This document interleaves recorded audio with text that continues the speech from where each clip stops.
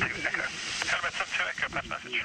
On the ground at Cheadle Wardle and looking to lift shortly. We're right under your approach path, direct vector path.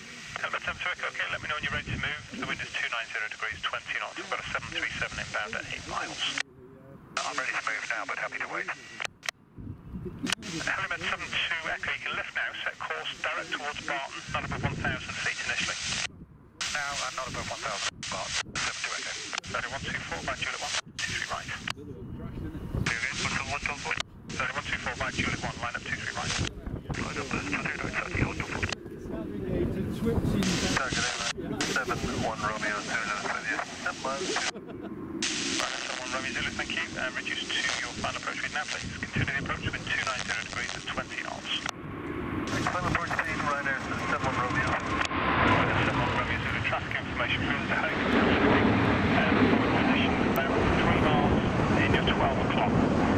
He's not above 1,000 feet, he's VFR and he's routing direct towards Barton, so in a north-westerly direction.